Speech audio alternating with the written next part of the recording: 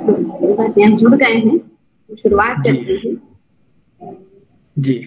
शिक्षण प्रसारक मंडल अंदौर संचालित जवाहर कला विज्ञान वाणिज्य महाविद्यालय अंदौरा की ओर से हिंदी सप्ताह का आयोजन कर रहे हैं। उसका आज छठा पुष्प हम जो है वो अंकित करने वाले हैं, और उसके लिए हमारे पास आज जो सारस्वत उपलब्ध हुए हैं डॉक्टर राहुल मिश्र।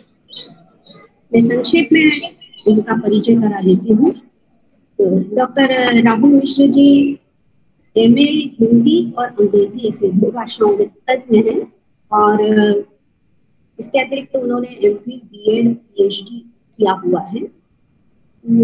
अभी वर्तमान में वो प्राध्यापक हैं हिंदी केंद्रीय बौद्ध विद्या संस्थान, एक मानद विश्वविद्यालय है लेह लद्दाख, जो केंद्र शासित प्रांत है, और राजभाषा सलाहकार समिति, पर्यावरण, वन एवं जलवायु परिवर्तन मंत्रालय में सदस्य के रूप में कार्यरत है। उनकी कई सारी पुस्तकें प्रकाशित हैं। मैं नाम यहाँ पर बता रही हूँ क्योंकि हमारे छात्रों के लिए वो उपयोगी सिद्ध हो सकते हैं। 8वें दशक के बाद का हिंदी कथा साहित्य, ग्रंथ निकेतन नवीन शाहदरा नई दिल्ली से प्रकाशित है। 10 कन्हर का अट्टहास ग्रंथ लोक नवीन शाहदरा नई दिल्ली से प्रकाशित है। बृहद हिंदी मुहावरा कोश माया प्रकाशन कानपुर से प्रकाशित है। लद्दाख के सांस्कृतिक गौरव अभी वर्तमान में प्रकाशनाधीन है। एक पाठक की टिप्पणियां भाग 1, यह भी अभी प्रकाशनाधीन है। इसके अतिरिक्त कई पुस्तकों का संपादन कर चुके हैं।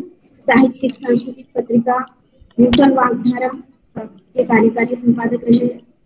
केंद्रीय बौद्ध विद्या संस्थान लेह की पत्रिका लद्दाख प्रभा एवं के हिंदी खंडों का संपादन किया है।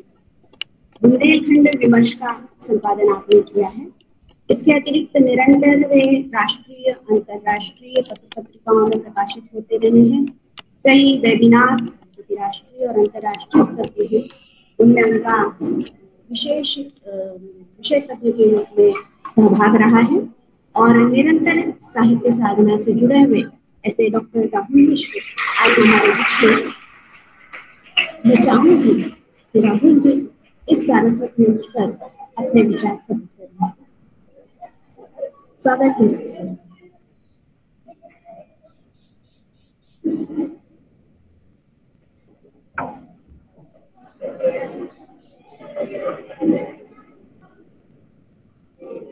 मिश्र सर, आप अपना मंतव्य रख सकते हैं।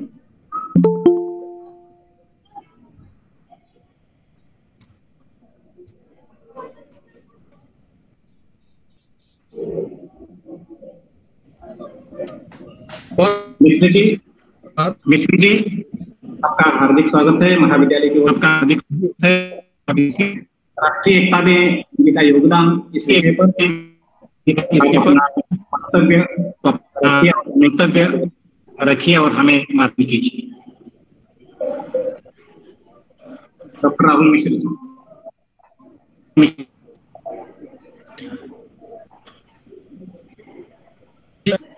बहुत बहुत धन्यवाद। आज का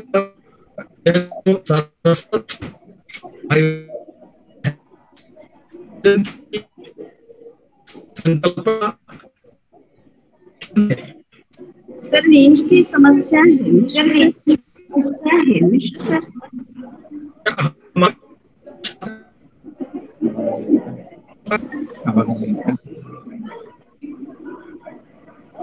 आपकी आवाज स्पष्ट नहीं सुनाई दे रही। हमको लगता है अब हाँ अभी सुनाई दे रही है सर। अच्छा ठीक जी जी। थोड़ा इधर मौसम खराब है, और पहाड़ों में जब मौसम की थोड़ी गड़बड़ी होती है तो कई तरीके की समस्याएं आ जाती हैं। विशेष रूप से तकनीकी जो बाधा है वो उत्पन्न होने लगती है। खेद है। आज का यह जो सारस्वत आयोजन है, इस आयोजन की संकल्पना के मूल में जवाहर कला विज्ञान व वाणिज्य महाविद्यालय के हिंदी विभाग की अध्यक्ष प्रोफेसर मीना जाधव जी, इस 7 दिवसीय व्याख्यान श्रृंखला के सह संयोजक डॉक्टर मलिनाथ विराजदार जी,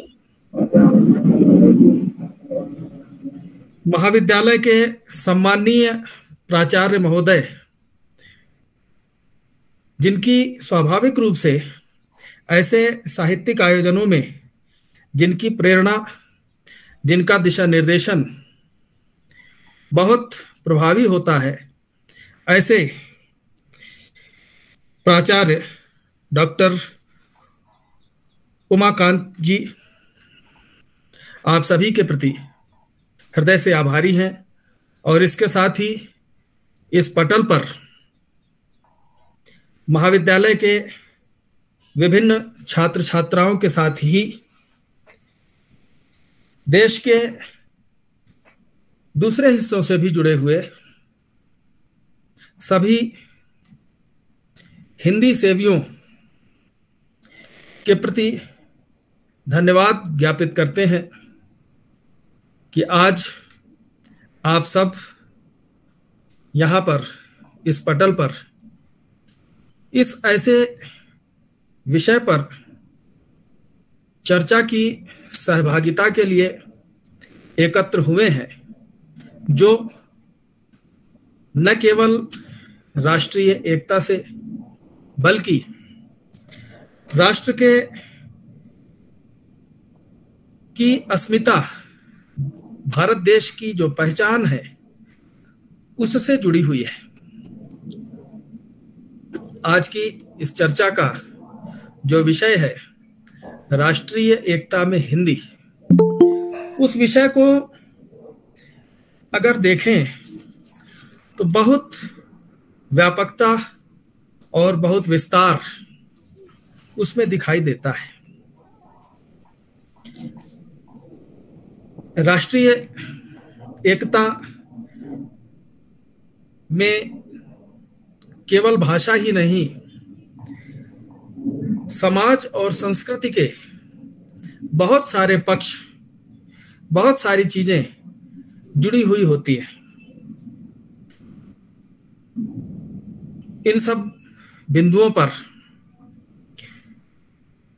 अपने कुछ विचारों को आप सबके साथ साझा करने का प्रयास करेंगे, अपनी सामर्थ्य और अपनी क्षमता के अनुरूप जितना हो सकेगा वह बताने का, उस चर्चा का हमारा अपना प्रयास रहेगा कि उसको हम आप सभी के साथ बांट सकें, साझा कर सकें। सबसे पहले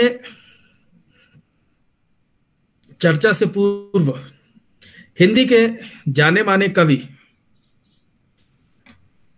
और साहित्यकार गिरिजा कुमार माथुर जी की कुछ पंक्तियों को आपके साथ साझा करना चाहेंगे। वे हिंदी के संदर्भ में हिंदी की विशेषता को बताते हुए लिखते हैं, सागर से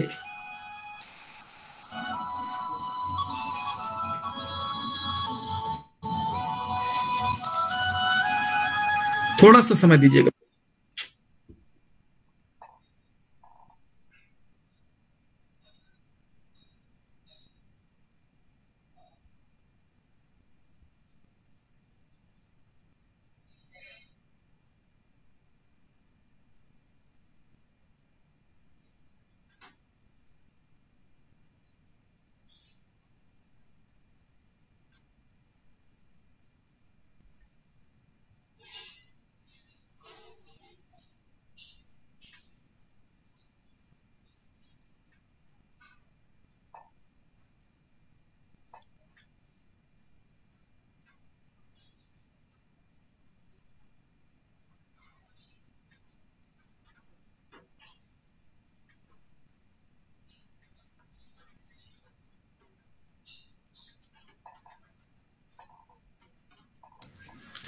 क्षमा कीजिएगा, एक बहुत आवश्यक फोन जिसका काफी पहले से इंतजार कर रहे थे वो आ गया। तो हम आप लोगों के साथ गिरिजा कुमार माथुर जी की कुछ पंक्तियों को साझा कर रहे थे। सागर में मिलती धाराएं, हिंदी सबकी संगम है, शब्द नाद लिपि से भी आगे एक भरोसा अनुपम है। गंगा कावेरी की धारा साथ मिलाती हिंदी है, पूरब पश्चिम कमल पंखुरी सेतु बनाती हिंदी है। ये जो पंक्तियां हैं अपने सहज और सामान्य रूप में तो हिंदी की कुछ विशेषताओं को बताती हुई दिखाई देंगी, लेकिन आप यह देखिए कि कितनी कुशलता के साथ गिरिजा कुमार जी यहाँ पर हिंदी को संगम की संज्ञा देते हैं। वे कहते हैं कि गंगा और कावेरी की धारा वो जाकर के मिलती है, समुद्र की संज्ञा देते हैं, और यह हिंदी की उस विशिष्टता को, उस विशेषता को बताने वाली है जिसको लेकर के आज हम लोग चर्चा करने जा रहे हैं। वास्तव में हिंदी गंगा और कावेरी का संगम है। गंगा अर्थात उत्तर और कावेरी अर्थात दक्षिण, ये दोनों नदियां जो उत्तर और दक्षिण का प्रतिनिधित्व करने वाली हैं, उनको जोड़ने वाली है। पूरब और पश्चिम का संगम है, और यही हिंदी की सबसे बड़ी विशेषता है। एक भाषा के संदर्भ में एक कुछ विश्व की गिनी चुनी भाषाओं में यह विशेषता पाई जाती है जिनको लिंगुआ फ्रैंका कहते हैं। लिंगुआ फ्रैंका अर्थात संपर्क की भाषा। जब दो भाषा भाषी लोग जिनकी दो अलग अलग भाषाएं हैं और दोनों ही भाषाएं एक दूसरे से कोई संबंध नहीं रखती, और उन दोनों भाषा भाषी लोगों को जब आपस में संवाद करना होता है, बातचीत करना होता है, तो वो किसी तीसरी भाषा का उपयोग करते हैं। वह जो तीसरी भाषा जिसका प्रायः उपयोग किया जाता है, वह भाषा के अध्ययन की दृष्टि से उसको लिंगुआ फ्रैंका कहते हैं। संपर्क की भाषा से थोड़ा सा अलग इसका स्वभाव होता है। हिंदी को भारत में ही नहीं, विश्व में लिंगुआ फ्रैंका होने का गौरव प्राप्त है। और जैसा कि आप सभी जानते हैं, और अभी इस कार्यक्रम की संयोजिका प्रोफेसर मीना जी अभी हमारे बारे में बता रही थी कि लद्दाख में हम हैं और आप लोगों के बीच में लद्दाख से जुड़े हुए हैं। लद्दाख एक ऐसा स्थान है जो न केवल भारत के बिल्कुल सीमांत क्षेत्र में है, बल्कि यह पर्यटन के स्तर पर अंतर्राष्ट्रीय पहचान रखता है। दुनिया भर के लोग यहाँ पर आते हैं। भारत के लोग तो आते ही आते हैं। व्यवसाय की दृष्टि से, सीमांत सुरक्षा की दृष्टि से यहाँ पर भारत के बहुत सारे लोगों का आना जाना रहता है। सेना बड़ी भारी संख्या में लद्दाख के सीमांत क्षेत्रों में वर्ष पर्यंत साल भर रहती है। जैसा कि हम सभी जानते ही हैं, सेना में देश भर के अलग अलग क्षेत्रों के लोग होते हैं, सैनिक होते हैं, अधिकारी भी होते हैं। व्यापारी वर्ग में भी लद्दाख में देश भर के लोग पहुंचते हैं अलग अलग व्यापार के संदर्भों को लेकर के। लद्दाख की जो अपनी भाषा है वह लद्दाखी है, और अभी तक यानी वर्ष 2019 तक यह जम्मू कश्मीर राज्य का एक हिस्सा होता था। थोड़ा सा और पीछे जाकर के देखें तो जम्मू कश्मीर जो राज्य है उसमें बड़ी विविधता थी। लद्दाख अपनी संस्कृति, अपनी भाषा में एकदम अलग तरीके का, कश्मीर जो है वो अपनी भाषा, अपनी संस्कृति में एकदम अलग तरीके का, और जम्मू जो है वह अपनी भाषा और अपनी संस्कृति में एकदम अलग तरीके का। अब यह कल्पना करने की बात है कि इन तीनों हिस्सों में सामंजस्य कैसे बनता था, किस प्रकार बनता था। यह जानकर के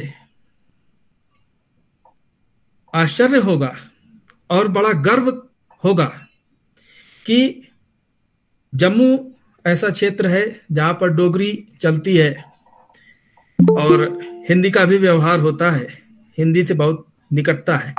कश्मीर में कश्मीरी चलती है, लद्दाख में भोटी चलती है। ये तीनों को आपस में संवाद करने का जो माध्यम उपलब्ध कराने वाली भूमि है वह हिंदी की है। कश्मीर का व्यक्ति जब लद्दाख में आता है तो वह लद्दाखी व्यक्ति से हिंदी में संवाद करता है। लद्दाख का व्यक्ति जब कश्मीर जाता है या जम्मू जाता है तो वहां पर भी वह हिंदी में बात करता है। जब दक्षिण भारत का, तमिलनाडु का या केरल का या कर्नाटक का या महाराष्ट्र का कोई सैन्य अधिकारी लद्दाख के स्थानीय जन से जब संवाद करता है तो उसके संवाद का जो माध्यम है, उसके संवाद की जो भाषा है वह भी हिंदी होती है। इस तरह से हिंदी भारत के अंदर ही जो लिंग्वा फ्रैंका के तौर पे काम कर रही है, उसका एक छोटा सा उदाहरण हमने आपको यहाँ पर उस धरती पर बैठ करके बताया जहाँ पर एक लंबे समय से यहाँ पर आने के साथ ही हम जिसका उदाहरण साक्षात देख रहे हैं, बड़ी प्रसन्नता होती है। ऐसा नहीं है कि केवल भारत के लोग ही आते हैं तभी हिंदी में संवाद करते हैं। हर व्यक्ति अंग्रेजी में एकदम पारंगत नहीं होता, अंग्रेजी जानने वाला नहीं होता। और जैसा कि अभी हमने आपको बताया कि यह लद्दाख जो है पर्यटन का बड़ा केंद्र है और इस कारण विदेशी पर्यटक भी यहाँ पर आते हैं। और विदेशी पर्यटक जब लद्दाखी लोगों से मिलते हैं तो कोई अंग्रेजी जानने वाला होता है, कोई अंग्रेजी जानने वाला नहीं होता। उनके साथ भी जो संवाद है उसकी भाषा भी प्रायः हिंदी होती है। यह हिंदी की अपनी विशिष्टता है कि यह लिंग्वा फ्रैंका के तौर पर, संपर्क भाषा के तौर पर पूरे देश को एक सूत्र में जोड़ करके रखने वाली है। यह हिंदी की ऐसी अनुपम विशेषता है, अनूठी विशेषता है, जिसका उल्लेख जाने अनजाने गिरिजा कुमार माथुर जी अपनी कविता की पंक्तियों में कर देते हैं। हिंदी की यही विशिष्टता हिंदी के राष्ट्रीय ही नहीं अंतर्राष्ट्रीय स्वरूप को गढ़ती है। इस स्वरूप को हम लोग कई अर्थों में, विभिन्न संदर्भों में सारी दुनिया में देख सकते हैं। वर्तमान में भी हम उसको देख पाते हैं। जब राष्ट्रीय एकता में हिंदी इस विषय पर जब विचार करते हैं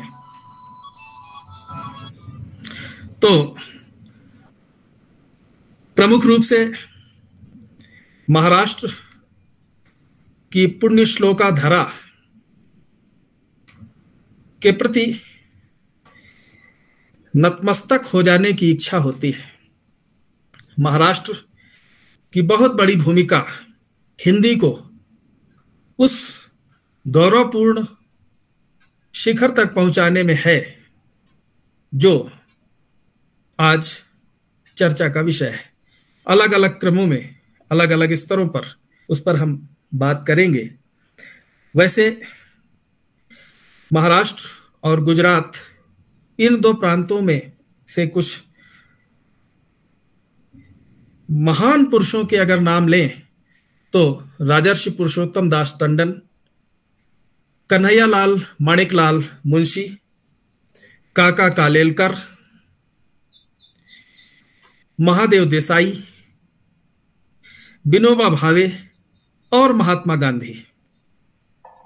महात्मा गांधी का नाम हमने बाद में लिया, सकारण लिया, क्योंकि महात्मा गांधी ऐसे महापुरुष हैं जिन्होंने इन सबको जोड़ करके रखा और एक बार नहीं अनेक बार अनेक मंचों पर उन्होंने इस बात की आवश्यकता पर बल दिया और अपने समस्त अनुयायियों को इस बात के लिए प्रेरित किया कि वे हिंदी के माध्यम से राष्ट्रीय एकता का जो सूत्र है उसको बल प्रदान करने का, उसको मजबूती प्रदान करने का कार्य करें।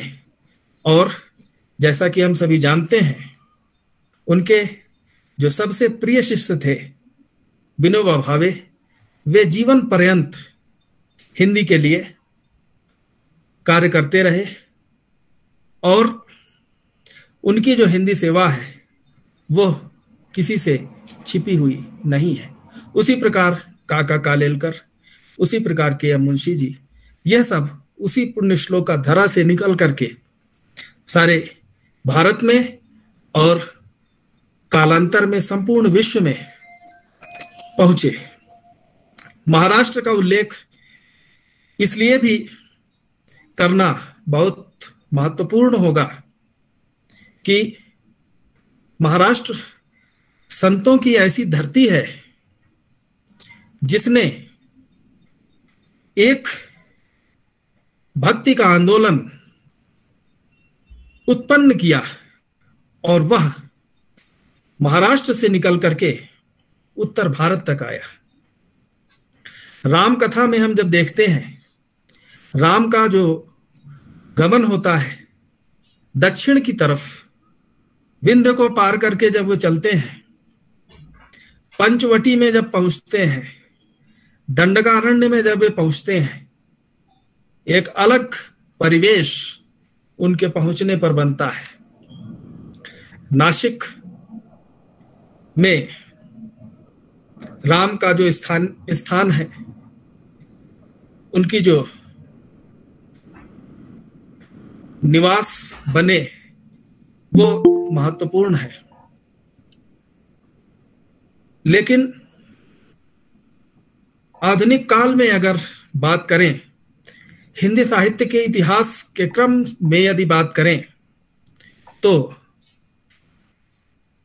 भक्ति काल में, और हिंदी के भक्ति काल की बात करते हैं, लेकिन महाराष्ट्र का जो भक्ति काल है वो हिंदी से भक्ति काल के पहले का समय उसका आता है। तो अगर उसकी बात करें, हिंदी के भक्ति काल के पूर्ववर्ती समय की बात करें, जो हिंदी साहित्य के इतिहास में जिसका हम लोग अध्ययन आदिकाल के रूप में करते हैं, वह समय ऐसा था जिसने रामायण काल के क्रम से अलग जाकर के ऐसी एक स्थापना दी कि दक्षिण से निकल करके भक्ति आंदोलन उत्तर की तरफ निकला। पंढरपुर के संत ज्ञानेश्वर, नामदेव, एकनाथ, तुकाराम, सहजोबाई, बड़ी लंबी श्रृंखला, वारकरी, मालकरी संप्रदाय की जो है, वह वहां से जब सृजित होती है, वह बढ़ते बढ़ते उत्तर भारत की तरफ आती है।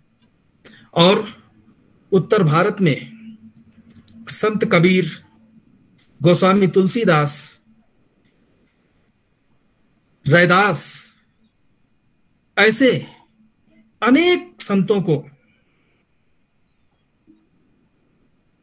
उस भक्ति धारा को आगे बढ़ाने के लिए एक पथ प्रदर्शन का कार्य करती है। अगर महाराष्ट्र के संत परंपरा की बात करें और हिंदी पट्टी जिसको कहते हैं, उस संत परंपरा की बात करें, ज्ञानेश्वरी गीता की बात करें, संत एकनाथ के भजनों की बात करें, कबीर, सूर, तुलसी, इनके साहित्य की बात करें, तो स्वाभाविक रूप से जो राष्ट्रीय एकता का स्वरूप हमारे सामने बड़े ही सहज भाव से, बड़े ही सरल भाव से जो प्रस्तुत होता है, वह अद्भुत है, बहुत विशिष्ट है। यह जो परंपरा है गुजरात से भी चलती है और उत्तर भारत तक पहुंचती है। हिंदी के भक्ति काल में हम देखते हैं कि किस प्रकार समाज की जो स्थितियां थी वह बड़ी कष्टदायी, दुखद थी। हम लोग अध्ययन करते हैं, जब हिंदी साहित्य का इतिहास पढ़ते हैं, कि समाज में बहुत सारी ऐसी विषमताएं और विसंगतियां उत्पन्न हो चली थी, जिनको समाज से दूर हटाना, जिनको अलग हटा करके, जिनका शमन करके समाज को सही दिशा में ले जाना बहुत आवश्यक हो गया था। और वह कार्य करने के लिए उस समय कोई भी राज सत्ता सक्षम और समर्थ नहीं थी। उस समय यदि समग्र समाज मुखापेक्षी था तो वह संतों की तरफ था, और संत समाज ही बृहत्तर भारतीय समाज को वह दिशा दे सकता था कि किस दिशा में जाकर के हम अपने जीवन को, अपने समाज को, अपने लोगों को बांध करके, जोड़ करके रख सकते हैं और विषमता से भरे हुए, संकट से भरे हुए, कष्टों से भरे हुए समय के बीच में भविष्य के सुंदर और सुखद होने की कल्पना को संजो सकते हैं। एक और नाम आता है मीराबाई का। वो राजस्थान से थी और हम सब ये जानते हैं कि मीराबाई गोस्वामी तुलसीदास जी से भी वे अपना दुख दर्द बांटती हैं, और संभवतः उनके लिए ही तुलसीदास जी मानस में लिखते हैं कि जाके प्रिय न राम वैदेही तजिए ताहि कोटि वैरी सम यद्यपि परम स्नेही। राम मर्यादा के प्रतीक है और वैदेही सीता धैर्य की प्रतीक है। वो कहते हैं कि जिनको मर्यादा और धैर्य जिनके पास नहीं है, उसको करोड़ों शत्रुओं के समान त्याग देना चाहिए, भले ही वो परम स्नेही व्यक्ति क्यों न हो। तो वो मीरा को संदेश देते हैं कि भाई, यदि आपके प्रति आपके परिजनों का स्नेह नहीं है तो आपको इस प्रकार से उन्हें त्याग देना चाहिए। ऐसे भी तमाम आते हैं। एक और कुछ पंक्तियां हैं, लेकिन वो विषय से विषयांतर न करते हुए यह बताने का उद्देश्य है कि जो यह भक्ति धारा दक्षिण से यानी महाराष्ट्र से चलती है, वह भक्ति धारा उत्तर में पहुंच करके किस प्रकार विस्तार उसका होता है। पश्चिम की तरफ मीराबाई, और अगर पूर्वोत्तर की तरफ देखें तो शंकर देव का नाम हमारे सामने आता है। यह संत परंपरा जो है, इन संतों की जो वाणियां हैं, इन संतों का जो साहित्य है, जो बाद में लिखित रूप में हम सभी के लिए अध्ययन हेतु उपलब्ध होता है, उसकी भाषा कौन सी है? वो किसके निकट बैठती है? स्वाभाविक रूप से वह हिंदी का पुराना स्वरूप है, जिसको हम लोग पुरानी हिंदी के रूप में रखते हैं। वैसे तो भाषा न नई होती है न पुरानी होती है, उसका एक क्रम है, एक बहाव है जो अनवरत चलता रहता है।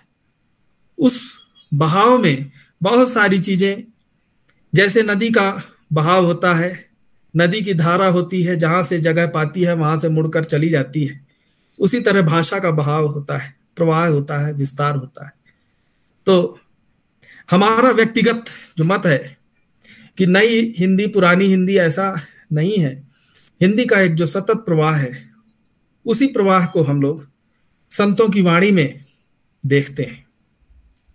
अंतर स्थानीयता के क्षेत्रीय स्तर पर अलग अलग हो सकते हैं, किंतु उन अंतरों के बीच में भी यदि उस जड़ को पकड़ने का प्रयास करें, उस मूल आधार को पकड़ने का प्रयास करें, तो स्वाभाविक रूप से स्वतः हमको हिंदी के दर्शन होंगे। हिंदी का जो विस्तार है वह इसी से जुड़ा हुआ है। 5 उपभाषाएं और 18 बोलियों को लेकर के हिंदी की जो उत्पत्ति है वह भी इसी सूत्र से जुड़ी हुई है। और संस्कृत, जिसको देववाणी के का नाम देकर के हम लोग गर्व की अनुभूति करते हैं, वह संस्कृत का एक क्रम जो चलता है, वैदिक संस्कृत, फिर लौकिक संस्कृत, फिर पाली, फिर प्राकृत, फिर अपभ्रंश, और फिर हिंदी की 5 उपभाषाएं और 18 बोलियां। यह एक क्रम है, और यह जो क्रम है यह भी हिंदी के वृहत्तर स्वरूप को गढ़ने वाला है। हिंदी के पास जो कुछ भी है वह सब कुछ संस्कृत से आया हुआ है। संस्कृत जितनी भी भारतीय भाषाएं हैं उन सभी के केंद्र में है। न केवल भारतीय भाषाओं के, वरन विदेशी भाषाओं में भी। जर्मन का जो व्याकरण है वह पूरा का पूरा संस्कृत के व्याकरण से मिलता जुलता है। अनेक ऐसे अध्ययन हमारे बीच में आए हैं, और यह जो संस्कृत है इसकी कुछ विशेषताओं को लेकर के यदि हम बात करें तो बहुत सारी चीजें हमारे सामने निकल करके आती हैं।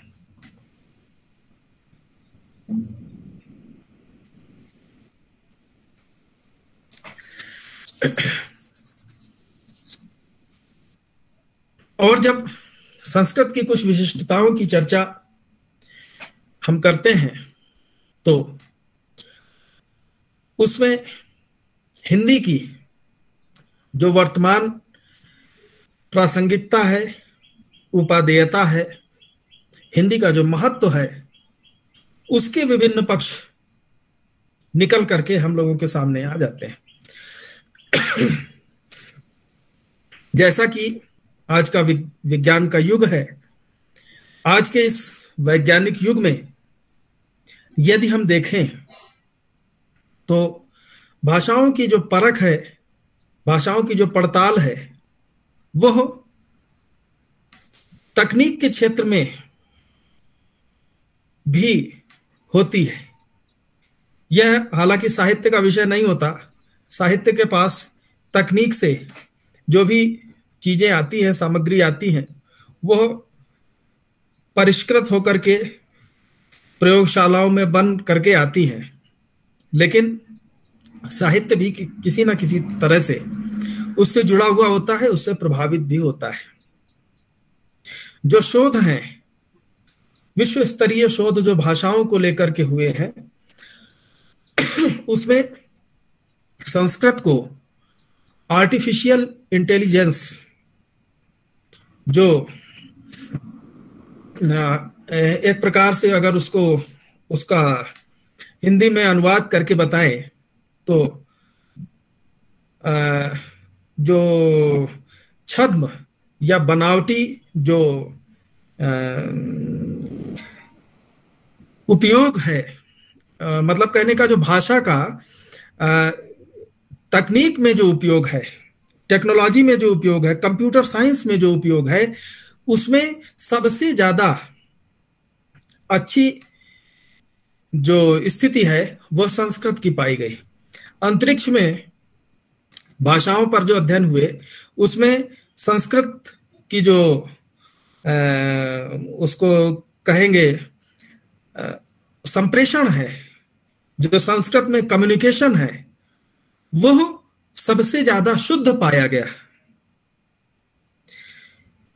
खगोल विज्ञान में जो चीजें हैं, संस्कृत को लेकर जो अध्ययन हुए वह बहुत सटीक पाए गए। इसी प्रकार से जब आगे क्रम में चलते हैं तो देवनागरी लिपि, जिसका उपयोग हम लोग करते हैं हिंदी को लिखने के लिए, संस्कृत भी देवनागरी में लिखी जाती है, वह भी बड़ी विज्ञान सम्मत लिपि के रूप में जानी जाती है। और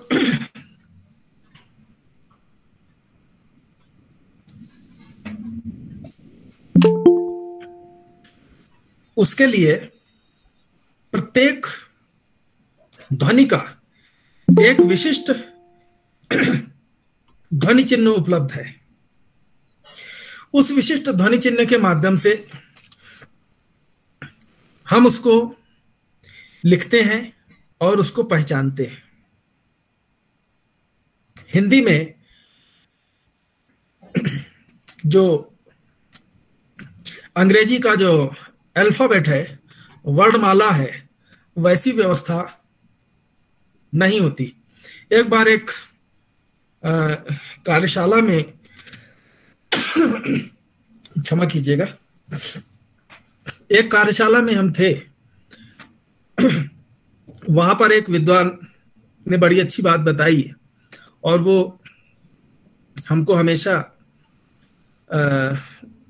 अपने छात्रों को बताने में अच्छा लगता है कि अंग्रेजी का एक विद्यार्थी है, उसको अगर ए लिखना है या बी लिखना है तो उसके लिए 4-5 लाइन बनी हुई है। उस उतने से कितने लाइन से कितने लाइन तक उसको करना है, कितना सर्किल लेना है, कितना ऊपर ले जाना है, कितना नीचे ले जाना, उसके हिसाब से लिखना है।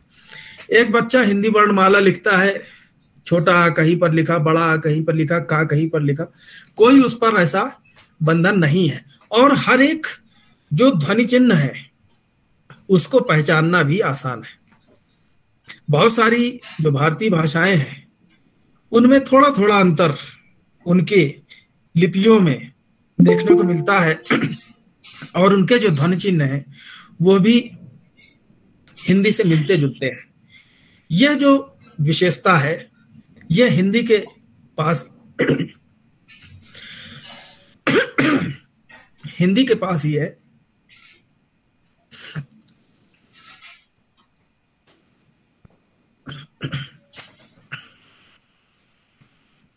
और इस कारण से जो हिंदी का उपयोग है वह सूचना और संचार तकनीक में बड़ी सहजता और सरलता के साथ किया जा सकता है। कुछ और जो अध्ययन है उन्होंने यह स्पष्ट किया है, यह बताया है कि जो वेब एड्रेस बनाए जाते हैं, मतलब जो वेबसाइट का जो पता है, उसको बनाने के लिए दुनिया की 7 भाषाओं का प्रयोग प्रमुख रूप से होता है। मतलब वैज्ञानिक रूप से सूचना और संचार के क्षेत्र में, तकनीक के क्षेत्र में ये 7 भाषाएं बहुत सटीक उतरती हैं। उन 7 भाषाओं में एक भाषा हिंदी भी है। और इसी कारण हम देखते हैं कि जो सूचना संचार का जो क्षेत्र है, जो प्रौद्योगिकी का जो क्षेत्र है, उसमें हिंदी का जो उपयोग है वह बहुत तेजी के साथ उसका विस्तार हुआ है। यह हिंदी की ऐसी बड़ी विशेषता है जिसने राष्ट्रीय स्तर पर ही नहीं, अंतर्राष्ट्रीय स्तर पर हिंदी की स्वीकार्यता को बड़ा विस्तार दिया है, बहुत तेजी के साथ उसको फैलाया है। यह तो कुछ सूचना और तकनीक के क्षेत्र की हिंदी की बात हमने की। थोड़ी सी बात हम लोग करते हैं जो हिंदी का आधुनिक काल है, आधुनिक युग है। उस आधुनिक काल में, आधुनिक युग में, यानी वर्तमान संदर्भों में किस प्रकार से हम हिंदी को राष्ट्रीय एकता को सशक्त करने वाली भाषा के रूप में देखते हैं। इसमें 3 हिस्से करके हम लोग देख सकते हैं। एक हिस्सा तो आता है जो देश की आजादी के पहले का है, दूसरा हिस्सा देश की आजादी के बाद का आता है, और तीसरा हिस्सा 70-80 के दशक के बाद का आता है। इन 3 हिस्सों में बांट करके आधुनिक जो संदर्भ है, आधुनिक काल जो है, उसमें हम हिंदी को देखते हैं। हम सभी जानते हैं कि सन 1857 की जो क्रांति थी, जो पहला स्वाधीनता संग्राम था, वह देश के एक बड़े हिस्से में विस्तृत था। और 1857 की जो क्रांति है उसने एक बड़ा संदेश ब्रिटिश हुकूमत को दिया था कि अब अलग अलग क्षेत्रीय गौरव में, क्षेत्रीय अस्मिता के अलग अलग सूत्रों में बटी हुई जो भारत की जनता है वह एक हो चुकी है, और उसका जो ऐक्य है, उसकी जो एकता है, उसका बृहद स्वरूप, जिसको अंग्रेजों ने तो विद्रोह का नाम दिया था, लेकिन हम लोग बड़े गर्व के साथ उसको स्वाधीनता संग्राम की संज्ञा देते हैं, प्रथम स्वाधीनता संग्राम उसको नाम देते हैं, वह सिद्ध करता है। 1857 की जो क्रांति है वह हमारे हिंदी साहित्य के इतिहास में भी एक विभाजक बिंदु बनाता है। जब हम हिंदी के आधुनिक काल का अध्ययन करते हैं तो वहां पर दो चीजें हमको मिलती हैं। या आधुनिक काल को सन 1850 से प्रारंभ माना जाए कि 1857 से उसकी शुरुआत मानी जाए। कुछ लोग 1850 को इसलिए स्वीकार करते हैं कि 1850 एक शताब्दी का आधा है, इसलिए उसको याद करना आसान है। कुछ लोग 1857 से मानते हैं क्योंकि यह जो क्रांति है 1857 की, वह बड़ी विभाजक रेखा तय करती है। रीतिकाल की जो परंपरागत व्यवस्थाएं थी, जहां पर कि जो समाज था, छोटे छोटे जो राज परिवार थे, राजघराने थे, राज्य थे, वो अपनी अस्मिता को लेकर के जी रहे थे और 1857 की क्रांति ने उनको सबको एक कर दिया। राष्ट्रीय एकता की भावना वहां से सुदृढ़ हुई। इसलिए प्रायः 1857 को हिंदी के आधुनिक काल की शुरुआत मानते हैं। और यह जो आधुनिक काल है, न केवल समाज की दृष्टि से बल्कि भाषा की दृष्टि से भी एक नई दिशा की तरफ एक सूचकांक लगाता है, सूचना देता है। हम देखें कि भारतेंदु हरिश्चंद्र और उनके जो परिवर्ती साहित्यकार रहे, वे सभी क्षेत्रीय बोलियों के स्थान पर हिंदी की बात करना प्रारंभ करते हैं। वे कहते हैं कि ब्रज, अवधी, बुंदेली, मगही, मैथिली, छत्तीसगढ़ी, इन सब के स्थान पर हमको एक ऐसी भाषा में साहित्य का सृजन करना है जो समग्र समाज का प्रतिनिधित्व कर सके और जो क्षेत्रीय अस्मिता की, क्षेत्रीय गौरव की जो बात होती है, उसके स्थान पर राष्ट्रीय गौरव की, राष्ट्रीय अस्मिता की बात को सामने ला सके। भारतेंदु जी के बाद आचार्य महावीर प्रसाद द्विवेदी जी ने, और उसके बाद तो पूरा क्रम ही चल पड़ा। उन सब ने इसके लिए बड़ा काम किया।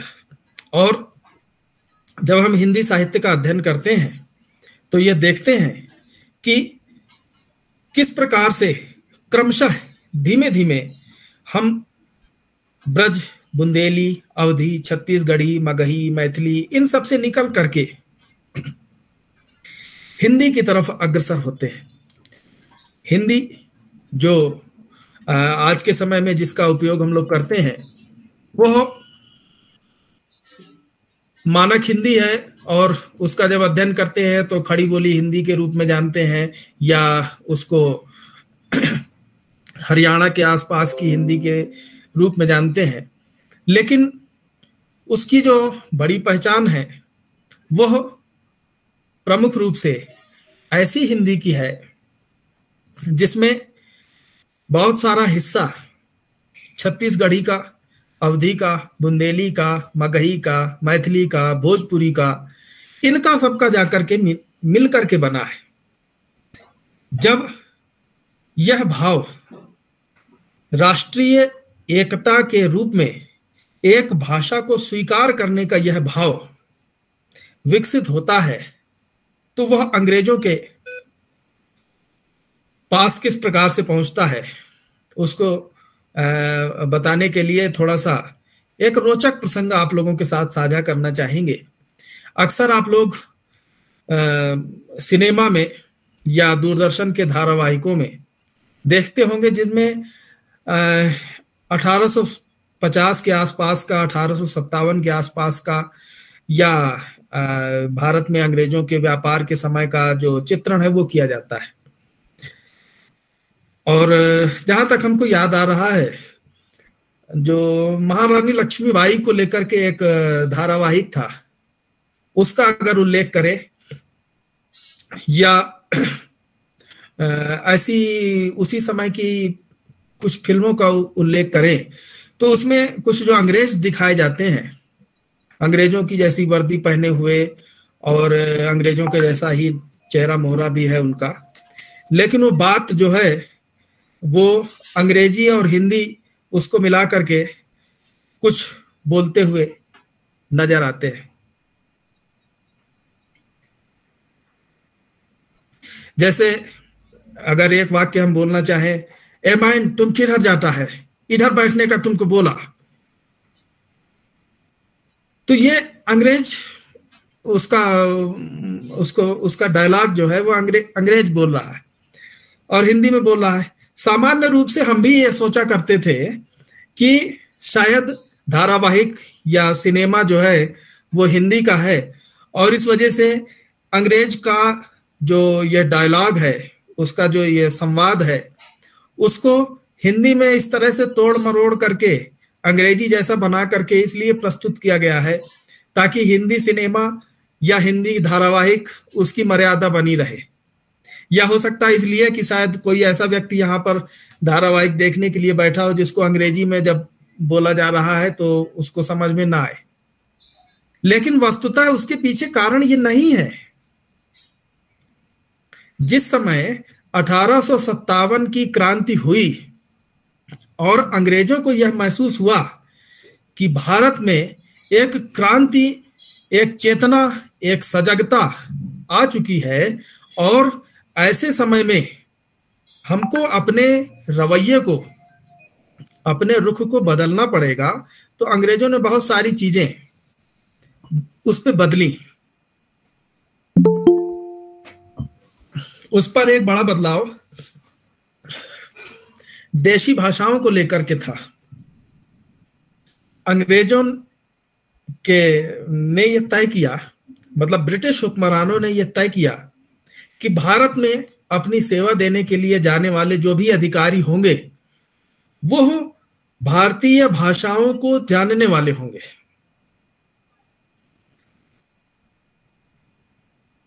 उन्होंने वर्नाक्युलर लैंग्वेज एक्ट, भारतीय भाषा अधिनियम एक पारित किया और उस आधार पर जिन भारतीय अधिकारियों की या कर्मचारियों की भारत में नियुक्ति इंग्लैंड से होती थी, उनके सामने यह शर्त होती थी कि उनको भारतीय भाषाओं का अध्ययन करना है और उन भारतीय भाषाओं में सबसे प्रमुख जो थी वह हिंदी थी।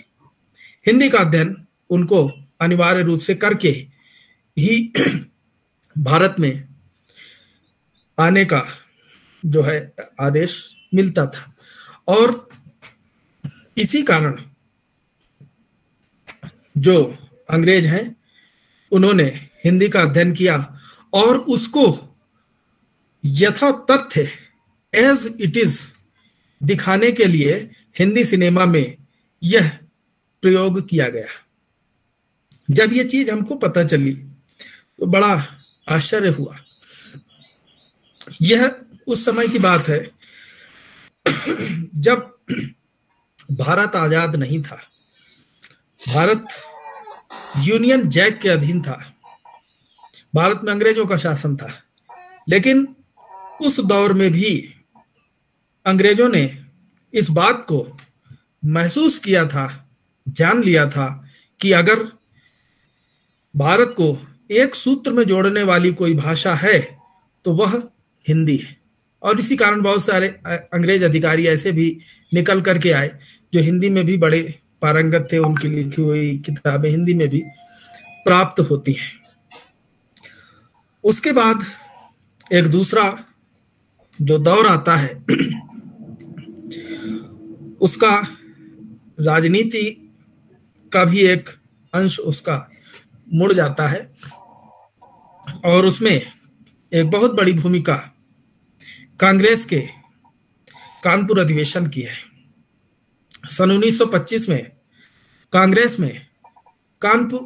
का कानपुर में अधिवेशन हुआ था, उसको कानपुर अधिवेशन के रूप में जानते हैं। उस कानपुर अधिवेशन में जो कार्यवाही लिखी गई वह हिंदी में लिखी गई और उस कानपुर अधिवेशन में यह प्रस्ताव भी पारित किया गया कि भारत में कांग्रेस की जो भी गतिविधियां हैं वह अखिल भारतीय स्तर पर हिंदी में संचालित होंगी, ताकि एक भाषा के माध्यम से देश को एक सूत्र के रूप में जोड़ा जा सके। हमको लगता है कि ना तो अंग्रेजों को ना ही भारतीय स्वाधीनता के सेनानियों को एक वह शब्द युग पता होगा जिसका उल्लेख हमने अपने प्रारंभ में ही किया था, लिंगुआ फ्रैंका। उनको पता नहीं होगा, लेकिन आप देखिए कि उन्होंने हिंदी के महत्व को समझा और यह जाना कि अगर हम दक्षिण में कोई देश की स्वाधीनता के लिए कुछ काम करते हैं, लेकिन उत्तर के साथ हमारा संबंध नहीं बन पाता, पश्चिम में कुछ करते हैं, पूरब के साथ नहीं जुड़ पाते, तो हमारी जो प्रयास हैं, जो देश की स्वाधीनता आंदोलन के लिए जो हमारे कार्य हैं, उनकी जो सामर्थ्य शक्ति है वह आधी रह जाएगी। और इसके लिए हमको कम से कम एक ऐसा माध्यम तलाशना होगा, एक ऐसे माध्यम का उपयोग करना ही होगा जो पूरा पश्चिम उत्तर दक्षिण सबको एक सूत्र में जोड़ सके। और यह कार्य किया जाना कितना अनिवार्य है, कितना आवश्यक है, वह 1925 के कांग्रेस अधिवेशन में जाना गया। और इसी कारण वह जो प्रस्ताव है वह आता है और इसके बाद एक क्रम अनवरत चल पड़ता है। हम ये देखते हैं कि महात्मा गांधी के जो प्रयास हैं, आचार्य विनोबा भावे के जो प्रयास हैं, काका कालेलकर के प्रयास हैं, राजर्षि पुरुषोत्तम दास टंडन के प्रयास हैं, इन सभी के साथ ही दक्षिण भारत के भी अनेक जो स्वतंत्रता सेनानी थे, उनके समग्र समेकित प्रयासों ने हिंदी के ध्वज को उन्नत किया और देश की स्वाधीनता संग्राम की भाषा के रूप में हिंदी को स्थापित किया। चाहे बंगाल से हो, चाहे कर्नाटक से हो, चाहे केरल से हो, चाहे पूर्वोत्तर के राज्यों से हो या राजस्थान से हो, सभी ने यह कार्य किया। जो आज के समय में हिंदी पट्टी के रूप में, हिंदी भाषी क्षेत्र के रूप में जिसको जाना जाता है, उससे उस क्षेत्र से कहीं अधिक कार्य हिंदी के लिए उन क्षेत्रों में हुआ है जो आज की जो राजभाषा के हिसाब से जिसका जो देश का विभाजन हुआ है उसमें जो वर्ग रखे जाते हैं। जैसे विद्यार्थियों को ये बताना चाहेंगे कि हिंदी के प्रयोग के अनुरूप भारत को 3 वर्गों में रखा गया, का वर्ग, खा वर्ग और गा वर्ग। का वर्ग शुद्ध हिंदी भाषी क्षेत्र में आते हैं। खा वर्ग ऐसे हैं जो हिंदी से बहुत ज्यादा सन्निकट हैं। खा वर्ग के क्षेत्र जैसे महाराष्ट्र खा वर्ग के क्षेत्र में आता है, गुजरात खा वर्ग के क्षेत्र में आता है। और गा वर्ग में वह क्षेत्र आते हैं जो बिल्कुल भी हिंदी से जिनका संबंध नहीं है। उसमें आप गणना कर सकते हैं, लद्दाख भी गा वर्ग में ही आता है। दक्षिण भारत के राज्य हैं, तमिलनाडु है, केरल है, आंध्र प्रदेश है, ये सब गा वर्ग में आते हैं। हमारा कहने का आशय यह है कि का वर्ग के लोगों ने आज के संदर्भ में बात कर रहे हैं कि का वर्ग के लोगों ने हिंदी के लिए उतना कार्य नहीं किया। बिल्कुल स्पष्टता के साथ ये स्वीकार करना होगा, जितना कार्य देश की स्वाधीनता आंदोलन के समय में खा वर्ग और गा वर्ग के लोगों ने हिंदी के लिए किया है। यह हिंदी की सबसे बड़ी उपलब्धि है। हिंदी को राष्ट्रीय एकता का माध्यम बनाने वाले लोगों में बड़ी संख्या उनकी है जिनकी स्वयं की जो मातृभाषा है वो मातृभाषा हिंदी नहीं थी। यह हिंदी का अपना हिंदी के लिए अपनी एक गौरव की बात है। हिंदी की अपनी एक विशिष्टता है। उसके बाद एक कालखंड जो है वह भारत की आजादी के बाद का देखते हैं, और हमको लगता है कि देश की आजादी के बाद किस प्रकार से राजभाषा हिंदी और राजभाषा हिंदी का उपयोग देश में 14 सितंबर के रूप में प्रतिवर्ष हिंदी दिवस मनाने की परंपरा और इससे जुड़े हुए अन्य जो पक्ष हैं उन पर पिछली जो व्याख्यान हुए हैं उन पर चर्चा हुई होगी। तो उस दिशा में बहुत कुछ हम नहीं कहना चाहेंगे। वह जो समय था जो हिंदी के विस्तार के लिए आधिकारिक तौर पर भारत की संसद के माध्यम से किया गया, वो हमको लगता है कि उसको थोड़ा सा छोड़ करके हम लोग आगे चले तो देखते हैं कि जो राजभाषा अधिनियम पारित हुआ, राजभाषा के लिए जो कार्य हुए वो सरकारी स्तर पर होने वाले और बहुत ज्यादा प्रभावी हो सके हों ऐसा दिखाई नहीं देता, लेकिन कुछ कार्य ऐसे भी थे जो समाज के स्तर पर हुए। कहने का आशय यह है कि हिंदी किस प्रकार से समाज में अपना स्थान बना करके राष्ट्रीय एकता के सूत्र के रूप में विकसित होती है, वह जानना बड़ा रोचक है। जो सरकारी व्यवस्थाएं हैं, सरकारी विधान हैं, सरकारी आदेश हैं कि हिंदी का पालन करो, वो सब चीजें तो अलग है और कितना प्रभावी हुई है वो हम सभी जानते हैं, उस पर चर्चा की आवश्यकता भी नहीं है।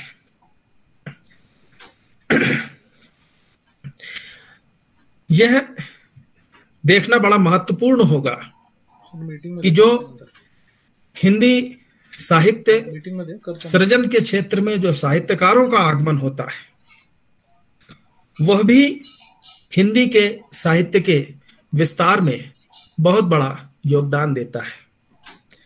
हम लोग जानते ही हैं कि एक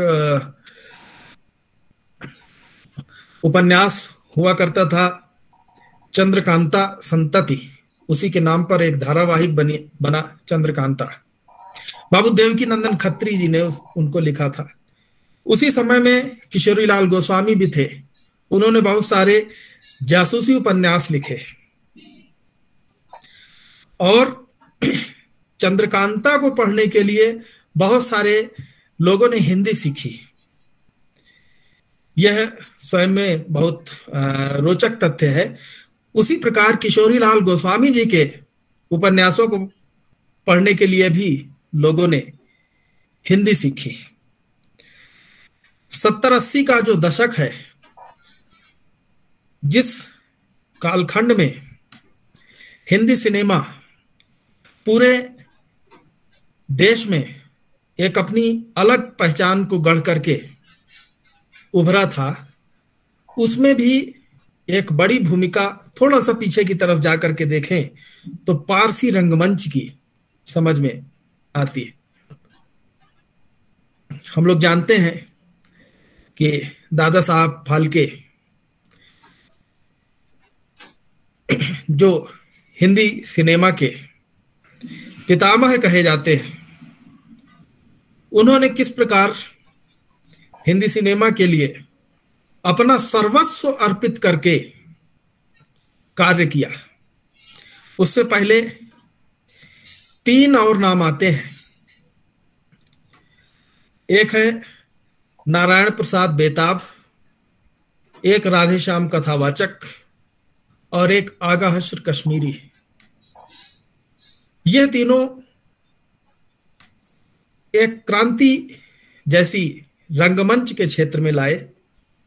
अंग्रेजों के समय में भारत में जो थिएटर होते थे, खासतौर से विलियम शेक्सपियर के जो प्ले हाउसेस हैं उनको लेकर के, ये सब सोचते थे कि अंग्रेजों के जो थिएटर्स हैं उस पर तो ये अपना मनोरंजन के लिए बहुत इन्होंने करके रखा है, और साथ ही और इस कारण इन्होंने पारसी रंगमंच से प्रेरणा लेकर के जो भारतीय हिंदी रंगमंच की जो स्थापना की, उसकी जो नींव स्थापित की, वह आगे आकर के हिंदी सिनेमा के रूप में हमको दिखाई देती है। यह जो दशक है, इस दशक में हिंदी सिनेमा किस प्रकार से लोगों के बहुत निकट तक पहुंचा, उसके पीछे बड़ा कारण तकनीक का है। लोगों के घर में टेलीविजन पहुंचे, रेडियो पहुंचे, और गाने सुनने की जो और दूसरे तकनीक है, टेप रिकॉर्डर वगैरह, वो सब पहुंचे, लोगों के लिए सुलभ हुए। और यह भी हिंदी को एक सूत्र में, एक राष्ट्रभाषा के, राजभाषा के का एक जो मजबूत सूत्र जो तैयार हुआ, उसमें उसका ये माध्यम बने। हम आपको बताना चाहेंगे, बड़ा रोचक प्रसंग यह है कि लद्दाख में उस समय जब शुरुआत में हम यहाँ पर आए थे तो बिजली वगैरह की बहुत अच्छी व्यवस्था नहीं होती थी। लोगों के लिए एक बड़ा साधन रेडियो हुआ करता था। रेडियो के कुछ बड़े चर्चित कार्यक्रम होते थे जो यहाँ के लोग बड़े रुचि से सुना करते थे, और हमको बड़ा रोमांचकारी लगता था कि एक भारत में एक हिस्सा ऐसा भी है जहां के जीवन में रेडियो शामिल हो चुका है, और खास तौर से आकाशवाणी का जो प्रसारण है, उसके अलावा और था भी नहीं कोई। उस पर कार्यक्रम आता था विविध भारती, सैनिकों के लिए 1:30-2 बजे के आसपास, जिस समय लोगों का भोजन करने का समय होता था, और शाम के समय विविध भारती या और दूसरे गानों के कार्यक्रम, लोग बड़ी रुचि के साथ उन गानों को सुनते थे और आपस में उन गानों की चर्चा भी करते थे। ऐसा हमने देखा और हमें बड़ा आश्चर्य हुआ। तो हिंदी सिनेमा और हिंदी के जो गाने हैं, उनकी जो पहुंच है, उन्होंने भी न केवल हिंदी को एक विस्तार दिया, बल्कि हिंदी के प्रति एक आत्मीय भाव जो है, एक लगाव जो है, उसको समाज में पैदा किया। हमारा बताने का आशय यह है कि ये जो प्रयास है, ये कोई सरकारी प्रयास नहीं है। ये अधिकारियों के द्वारा किसी कार्यालय पर या कार्यालयों पर थोपी गई व्यवस्था हिंदी के संदर्भ में नहीं है। यह लोगों की स्वतः प्रेरित भावना है, लोगों का स्वतः प्रेरित भाव है जो हिंदी के प्रति व्यक्त होता है, और उस भाव को लेकर के लोग हिंदी के विस्तार के लिए स्वतः ही संलग्न होते हैं। एक तीसरा और बहुत महत्वपूर्ण पक्ष है, वह हिंदी के वर्तमान सूचना संचार तकनीक से जुड़ा हुआ है। थोड़ी सी चर्चा हमने उसकी अपने कुछ समय पहले हमने आप लोगों के साथ की थी, और उसी क्रम में कुछ और चीजें बताना चाहेंगे। संभवतः आप लोगों को स्मरण हो, एक अंग्रेजी की फिल्म थी जुरासिक पार्क। उसके जो निदेशक थे स्टीफन स्पिलबर्ग। यह हम बात यहां से हम शुरू करेंगे। 90 के दशक से जो बहुराष्ट्रीयकरण हुआ, मल्टीनेशनलाइजेशन हुआ, सारी दुनिया एक विश्वग्राम के रूप में सिमट करके रह गई। अमेरिका और लद्दाख का दूर दराज का गांव, ब्रिटेन या तुलजापुर का कोई सुदूरवर्ती गांव, उसके बीच में कोई दूरी नहीं रह गई। उस दशक से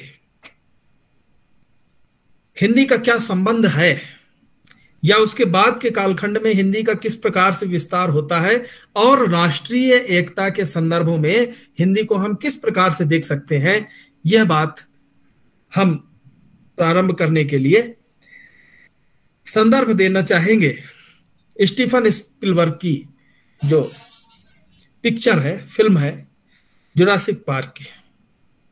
एकदम अलग तरीके की फिल्म थी जिसमें विज्ञान का, तकनीक का बड़ा उपयोग हुआ था, और एक ऐसी पिक्चर थी, हमारी जहां तक जानकारी है इसके पहले कोई ऐसा कोई सिनेमा नहीं आया, ऐसी कोई फिल्म नहीं बनी जिसमें मानवेतर या वर्तमान जो प्रकृति और पर्यावरण है उससे अलग के समय की कल्पना की गई हो। डायनासोर तो एक जमाने पहले हो गए और आज उनको हम लोग नहीं देखते, तो इसलिए लोगों का बड़ा आकर्षण था। स्टीफन स्पिलबर्ग को भी बड़ा यह रहा होगा कि हम अपने व्यावसायिक उपयोग के लिए ऐसी फिल्म बना करके बहुत पैसा कमा सकते, और जब वो इसी कामना को लेकर के भारत आए होंगे तो उनको बड़ी निराशा हाथ लगी, क्योंकि वो फिल्म तो अंग्रेजी में बनी थी और भारत में कहाँ उस फिल्म का इतना प्रचार प्रसार हो पाना था। परिणत यह हुई कि वो फिल्म बुरी तरीके से यहां पर, जिसको अंग्रेजी में कहते हैं फ्लॉप हुई, उस स्थिति को वो प्राप्त हुई, और इस स्थिति ने एक बार फिर से हिंदी के मुकापेक्षी होने के लिए संपूर्ण विश्व को, हम भारत की बात नहीं कर रहे, संपूर्ण विश्व को प्रेरित किया, विवश कर दिया। और फिर जो यह जुरासिक पार्क फिल्म है, यह हिंदी में डब होकर के फिर भारत में आई और बहुत चली। हम लोगों ने भी सिनेमाघर में जाकर के उस फिल्म को देखा। अब कभी तलाशने की कोशिश करते हैं कि कहीं यूट्यूब वगैरह में वो फिल्म उपलब्ध हो जाए तो एक बार फिर से देख ली जाए, बड़ी इच्छा है, लेकिन वो ऐसी व्यस्तताएं आज के समय में अब हो चली हैं कि ये बड़ा मुश्किल हो जाता है। तो वो पुरानी जो बचपन की स्मृतियां हैं, जो सिनेमा घर में बैठ करके उस फिल्म को देखा था और कैसा रोमांच हुआ था, उसी को अनुभूत कर लेना, महसूस कर लेना ही बड़ा अच्छा लगता है, सुखद लगता है। खैर, इसी तरह से उस दौर में हमको लगता है कि जो हमारे साथ में, हम लोगों के साथ में जो छात्र जुड़े होंगे, उनके लिए भी यह बहुत रोमांचकारी होगा, क्योंकि यह महसूस करना ही बहुत कठिन है। अक्सर जो जी न्यूज आता है, जी न्यूज वाले कभी कभी याद दिला देते हैं कि हम सबसे पहले भारत के जो निजी प्रसारक हैं, प्राइवेट ब्रॉडकास्टर जो हैं, हम पहले हैं। ये जी न्यूज वाले अक्सर अपना बताते हैं। तो उस दौर की बात है, उस समय दूरदर्शन का ही प्रसारण होता था और बाकी न्यूज चैनल्स आज के जैसे नहीं थे, ना तो इतना ज्यादा न्यूज चैनल प्रोवाइड कराने वाली जो कंपनियां हैं, ब्रॉडकास्टिंग कंपनियां हैं या सर्विस प्रोवाइडिंग कंपनियां हैं, सेवा प्रदाता कंपनियां हैं, वो उपलब्ध होती थी। तो यह उस समय की बात है और आज के जो छात्र हैं उनके लिए बड़े रोमांच में डाल देने वाली बात है। लेकिन हम लोगों ने, या हमारे जो उम्र के समान हम उम्र जो लोग होंगे, उन लोगों ने इस दौर को देखा होगा, एक बड़ा भारी बदलाव। स्टार टीवी उस समय भारत में आया था और इसका प्रसारण निजी सेवा प्रदाता के तौर पे प्रारंभ हुआ था। स्टार टीवी भी अंग्रेजी में थी, अंग्रेजी का चैनल था। रूपर्ट मर्डोक इस स्टार टीवी के डायरेक्टर थे, निदेशक थे। तो रूपर्ट मर्डोक ने भी बड़ी व्यावसायिक दृष्टि लेकर के भारत में अपना यह प्रसारण प्रारंभ किया होगा, लेकिन उनको भी निराशा हाथ लगी और उस समय के जो आंकड़े हैं वो ये बताते हैं कि केवल 5% भारतीय जनता का केवल 5% ही स्टार टीवी को देखता था। आप अनुमान लगा सकते हैं कि अंग्रेजी के प्रति लगाव रखने वाले 90 के दशक में या पिछली शताब्दी के अंत के समय में, उत्तरार्ध के समय में 5 से 7% लोग ही अंग्रेजी के प्रति आकर्षण रखने वाले थे। जैसा कि बहुत प्रसारित किया जाता है कि अंग्रेजी न जानने वाला समाज में कितनी बुरी दशा में होता है, ऐसा प्रचार प्रसार किया जाता है। लेकिन आप वास्तविकता देखें, आंकड़े देखें तो वो यही बताते हैं कि केवल स्टार टीवी से अगर 5% लोग जुड़ने वाले थे तो ज्यादा से ज्यादा और 2-3% जोड़ लीजिए, 7% से ज्यादा अंग्रेजी के प्रति लगाव रखने वाले लोग नहीं थे। रूपर्ट मर्डॉक ने जब स्टार टीवी का प्रसारण शुरू किया तो उनको भी वही स्थिति, उसी परिणति को वो प्राप्त हुए जैसा स्टीफन स्पिलबर्ग को अपनी जुरासिक पार्क में झेलना पड़ा था। परिणाम स्वरूप स्टार टीवी हो, स्टार स्पोर्ट्स हो या स्टार चैनल के जितने भी अलग अलग प्रसारण है, सबने हिंदी में प्रसारण प्रारंभ किया। और वह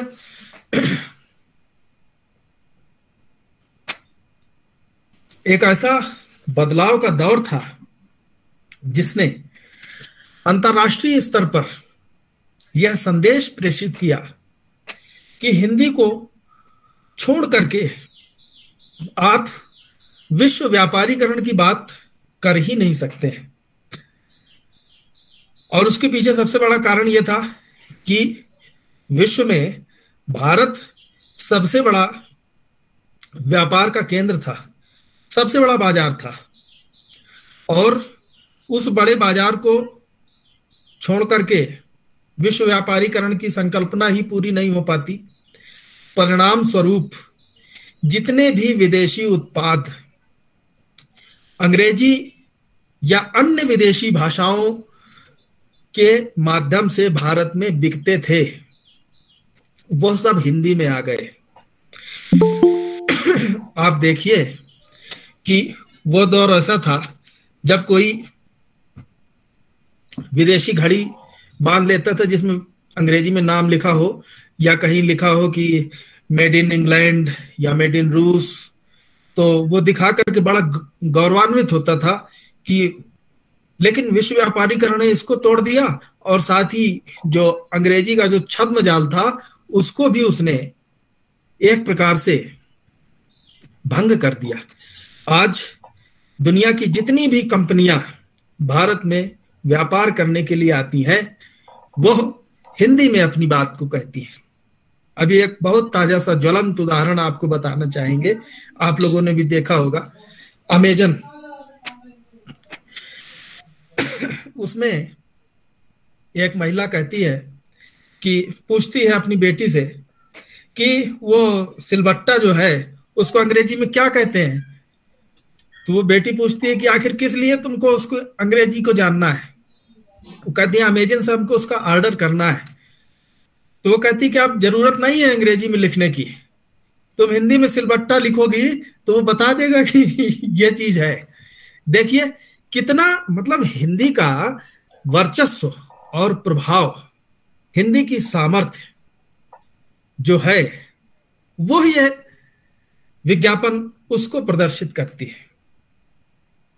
और यही जो विशिष्टता है, यह हिंदी को वैश्विक स्तर पर स्थापित करने में बहुत महत्वपूर्ण है। 90 के दशक में ही सिंगापुर में वहां की सरकार ने यह घोषित किया था कि हिंदी दूसरी ऐसी भाषा है जिसको सिंगापुर के जो छात्र छात्राएं हैं वो सबसे ज्यादा पढ़ना चाहते हैं।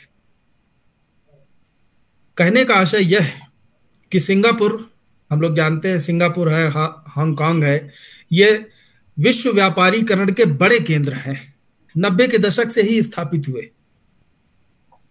और वहां पर हिंदी दूसरी पढ़ी जाने वाली भाषा यदि बनती है तो यह भी केवल ये बताती है कि हिंदी वैश्विक स्तर पर कितनी सामर्थ्य और शक्ति रखने वाली है। यह जो हिंदी का प्रभाव है, हिंदी का जो महत्व है, इसके पीछे एक बड़ा कारण यह भी है कि हिंदी जो सूचना और संचार का क्षेत्र है उसमें उपयोग करने के लिए अपनी तकनीकी और वैज्ञानिक विशिष्टता को रखती है और इस कारण हिंदी का उपयोग बड़े धड़ल्ले के साथ होता है। अभी हमने अपने संस्थान में 3 व्याख्यान मालाएं आयोजित की थी। उसमें हमारे बीच में नासिक से राहुल खटे जी उपस्थित हुए थे, तो वो बता रहे थे, हमारी जानकारी में नहीं था और उनकी जो जानकारी हमको प्राप्त हुई उसको हम आगे विस्तार देते हुए यहाँ पर बताना चाहेंगे। उन्होंने बताया कि भारत मेल करके एक ऐसी वेबसाइट जो भारत में डेवलप हुई है, भारत के सूचना प्रौद्योगिकी केंद्र में CIII में उसको डेवलप किया गया है, भारत मेल।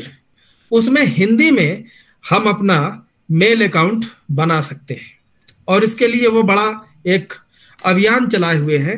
वो कहते हैं कि अगर आप भारत मेल में हिंदी में अपना खाता बना करके हमको एक मेल भेजेंगे तो हमको बड़ी प्रसन्नता होगी। और यह भी एक पक्ष है हिंदी का कि सूचना और प्रौद्योगिकी के क्षेत्र में हिंदी जो है वह बहुत विस्तृत और व्यापक हुई है। उसी प्रकार से ब्लॉगिंग में, कंटेंट राइटिंग में और साथ ही हिंदी सिनेमा के सब टाइटलिंग में, ये छात्रों के लिए ये 3 चीजें हमने बताई। ये व्यावसायिक हिंदी का जो रोजगार परक क्षेत्र है, जिसको हम लोग अध्ययन की दृष्टि से प्रयोजन मूलक हिंदी के वर्ग में रखते हैं, उसमें इसका उपयोग होता है। ब्लॉगिंग, कंटेंट राइटिंग और सब टाइटलिंग, ये तीनों शब्द हैं तो अंग्रेजी के, लेकिन इनके पीछे जो काम है वो हिंदी का है। जो मानक हिंदी है वो ये बताती है कि भाषा का जो संप्रेषण है वह जिस तरीके से सार्थक और सटीक हो सके उसका उपयोग करें। इसलिए हमने आपको ब्लॉगिंग शब्द का उपयोग करके बताया, नहीं तो हम चिट्ठा भी कह सकते थे। तो चिट्ठा में वो चीज समझ में नहीं आती, समझ में आ सके इस दृष्टि से हमने ब्लॉगिंग शब्द का उपयोग किया। इसमें बड़ी संभावनाएं हैं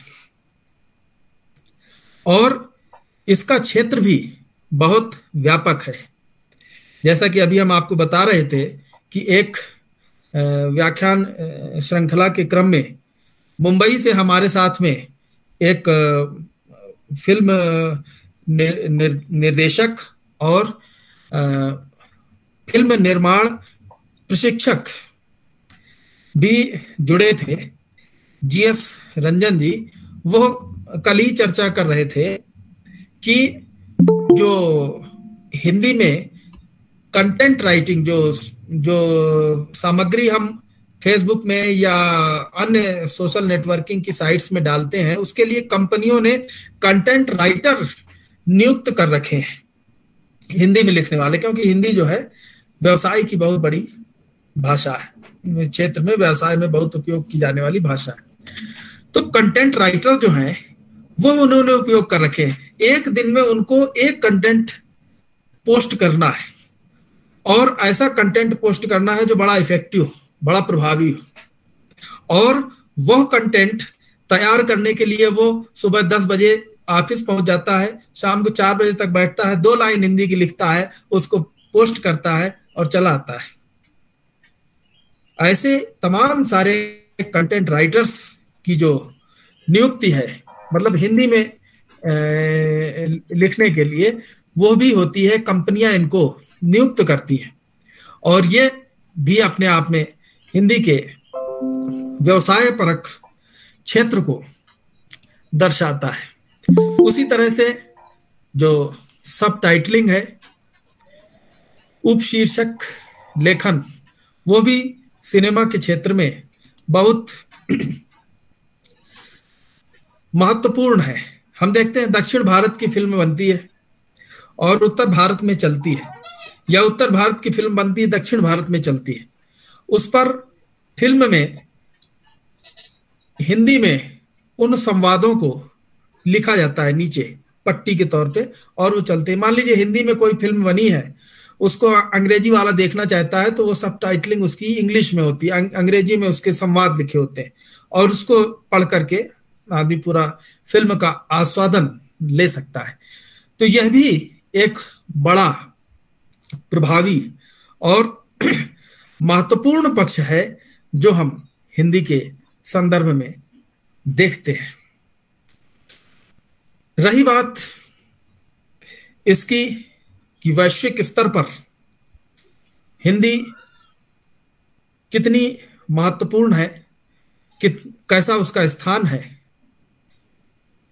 इसकी थोड़ी सी चर्चा कर ले और फिर इसके बाद यदि संवाद की व्यवस्था है तो वो करेंगे। अभी भारत संयुक्त राष्ट्र सुरक्षा परिषद का अध्यक्ष बना है। भारत की अस्थायी सदस्यता जो है 2 वर्ष के लिए उसको संयुक्त राष्ट्र सुरक्षा परिषद की जो सदस्यता मिली उसमें अध्यक्षता की, और उस पर भारत के प्रधानमंत्री जी ने हिंदी में अपना व्याख्यान संयुक्त राष्ट्र संघ में दिया। वैश्विक स्तर पर संयुक्त राष्ट्र संघ में हिंदी को भाषा, मतलब हिंदी को आधिकारिक भाषा संयुक्त राष्ट्र संघ की बनाने के लिए वैश्विक स्तर पर अभियान चल रहा है। केवल भारत से ही नहीं, इस अभियान में परोक्ष और प्रत्यक्ष रूप से लगभग पूरे एशिया के लोग, विशेष रूप से मध्य एशिया के लोग इस पर सक्रिय हैं। हमने प्रत्यक्ष और परोक्ष 2 शब्दों का उल्लेख किया। परोक्ष कैसे? जब भी हमारे देश के आस पड़ोस के लोग, हमारे देश के आस पड़ोस के देशों के लोग विदेशों में जाते हैं तो उनके लिए अपनी पहचान, अपना सम्मान पाने का एक बड़ा माध्यम हिंदी होती है। वो कैसे होती है? भारत की वैश्विक स्तर पर एक बड़ी प्रतिष्ठित छवि है, और वैसे तो जब ऑन रिकॉर्ड दस्तावेजीकरण में जब जाएंगे तब तो पता ही चल जाएगा कि ये किस देश से आया हुआ है। लेकिन समाज के बीच में अगर हम ये बताते हैं कि हम भारत के हैं ना हो करके भी, तो हमको सम्मान प्राप्त होता है। आशा है हमारी कहने का आप समझ रहे होंगे। तो यह प्रत्यक्ष और परोक्ष रूप से दोनों चीजें यहां पर हिंदी के संदर्भ में आई। भारत की शक्ति सामर्थ्य को वैश्विक स्तर पर स्थापित करने में जो प्रवासी भारतीय हैं उनका बहुत बड़ा योगदान है। हम जानते हैं कि प्रवासी साहित्य में Suriname, Trinidad Tobago, Guyana, Mauritius जैसे देशों के अतिरिक्त अन्य देशों में बड़ी संख्या में भारतीय प्रवासी लोग हैं, और यह प्रवासी लोग भारत की भाषा, भूषा, संस्कृति को एक प्रतिनिधित्व वहां पर प्रदान करते हैं। सूरीनाम की जो भाषा है सरनामी, वो तो पूरी पूरी भोजपुरी ही है, और इसी प्रकार से मॉरिशस में वहाँ के जो लोग हैं उनसे बात करें, उनकी जो कविताएं हैं उनको देखें, उसमें भी पूरी हिंदी की झलक जो है वह दिखाई देती है। और इस दृष्टि से यदि वैश्विक स्तर पर हिंदी की उपस्थिति को देखें तो वह बहुत प्रभावी और महत्वपूर्ण नजर आती है। इस स्थिति में हिंदी का जो वैश्विक प्रसार है, वैश्विक प्रचार है, उसको जोड़ करके यदि यह कहें तो हम ये कह सकते हैं कि हिंदी न केवल राष्ट्रीय एकता वरन अंतरराष्ट्रीय एकता, अंतरराष्ट्रीय संबंधों को, अंतरराष्ट्रीय जो स्थितियां हैं उनको एक साथ एक सूत्र में बांधने में भी बहुत महत्वपूर्ण भूमिका अदा करती है। अपनी बात समाप्त करने से पहले अभी का एक शोध है उसका उल्लेख करना चाहेंगे, हालांकि अभी उस पर बहुत सारे काम शेष हैं। एक शोध ऐसा आया है जिसने यह सिद्ध किया है कि हिंदी विश्व की पहली बड़ी भाषा है। इसको लेकर के कुछ समस्याएं भी आई थी। केंद्रीय हिंदी संस्थान ने एक सर्कुलर परिपत्र जारी किया था कि हिंदी को विश्व की पहली बड़ी भाषा के रूप में बताया जाए, और उसके पीछे कारण यह था कि एक बड़े प्रतिष्ठित हिंदी के विद्वान हैं, भाषा वैज्ञानिक हैं, साहित्यकार हैं, प्रोफेसर जयंती प्रसाद नौटियाल जी। उन्होंने अपने शोध के माध्यम से यह बताया कि हिंदी भाषी लोगों की विश्व में संख्या सबसे बड़ी है। जो चीज अभी हमने कुछ समय पहले आप लोगों को बताई, उन सभी संदर्भों को, उन सभी चीजों को जोड़ करके उन्होंने अपने इस शोध को पूरा किया। कुछ चीजें हम आपको बता देते हैं और उस पर सहमति आप सबकी हो सकती है, नहीं हो सकती। जैसे उर्दू में यदि लिपि का भेद कर लिया जाए तो वह अलग भाषा हो जाती है, लेकिन यदि लिपि का भेद ना किया जाए तो वह तो हिंदी ही है। हिंदी में बहुत सारे शब्द उर्दू के हैं, अरबी फारसी के हैं, जैसे अंग्रेजी के शब्द हैं वैसे ही। और वो कहते हैं कि उर्दू कई स्थानों पर तो उर्दू जो है जब लिखी जाती है तो देवनागरी में अगर लिखी गई तो वो हिंदी में उसकी गणना की जानी चाहिए, क्योंकि हिंदी की लिपि देवनागरी है।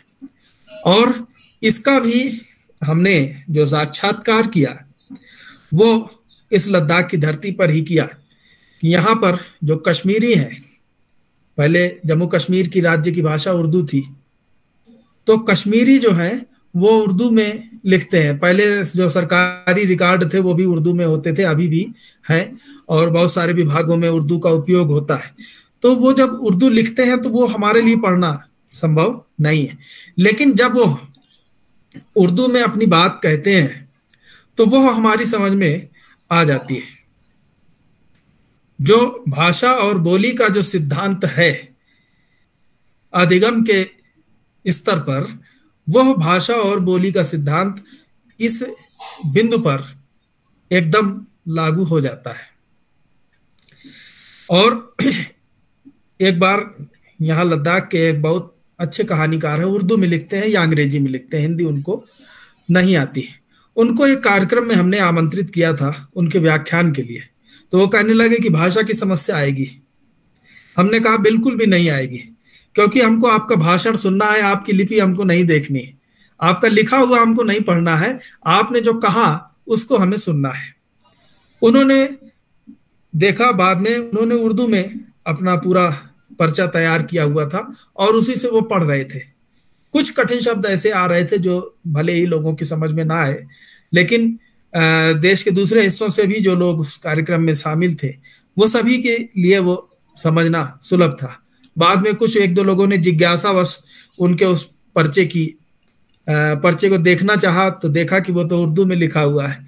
फिर कुछ लोग उसकी फोटो खींच करके ले गए कि हम इसको हिंदी में उसका अनुवाद कराएंगे। तो इस बिंदु को लेकर के जो शोध है उस आधार पर यह चीज आती है। दूसरा पक्ष जो अंग्रेजी को विश्व की सबसे बड़ी भाषा बताने का है, उसको यदि देखें तो समझ में आता है कि अंग्रेजी के भी 3 तो हिस्से हैं ही जिनको हम लोग सामान्य रूप से जानते हैं। एक ब्रिटिश इंग्लिश है, एक अमेरिकन इंग्लिश है और एक इंडियन इंग्लिश है। आप अगर कैम्ब्रिज और ऑक्सफोर्ड की डिक्शनरी देखेंगे तो उसमें भी वो पूछेगा कि ब्रिटिश इंग्लिश या अमेरिकन इंग्लिश।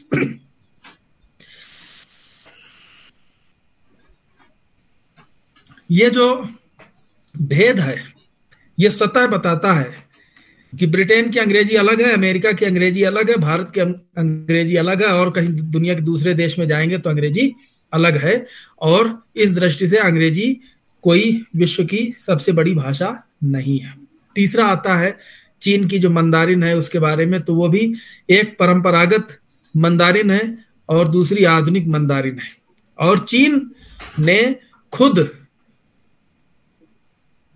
पूंजीवाद में जाकर के, वैश्वीकरण में जाकर के, व्यापारीकरण में जाकर के खुद उस भाषा के प्रति अपने आग्रह को सशक्त किया है जो व्यापार के लिए महत्वपूर्ण है। इस दृष्टि से अगर तुलना करके देखें तो हमारी हिंदी विश्व की बड़ी भाषा के रूप में दिखाई देती है और यह बड़े गौरव की बात है। हिंदी न केवल राष्ट्रीय एकता को बल्कि समूचे विश्व में जितने भी भारतवंशी हैं सभी को एकता के सूत्र में पिरोने वाली है। और यह हिंदी के लिए, हर एक हिंदी सेवी के लिए बड़े गर्व की, बड़े गौरव की बात है। इन्हीं शब्दों के साथ हमने अपनी सामर्थ्य, शक्ति, ज्ञान और क्षमता के अनुरूप जितना हो सका आपके समक्ष अपनी बात को रखने का प्रयास किया। हम बहुत कृतज्ञ हैं, बहुत आभारी हैं, आपने हमको यह मंच प्रदान किया। जवाहर कला वाणिज्य महाविद्यालय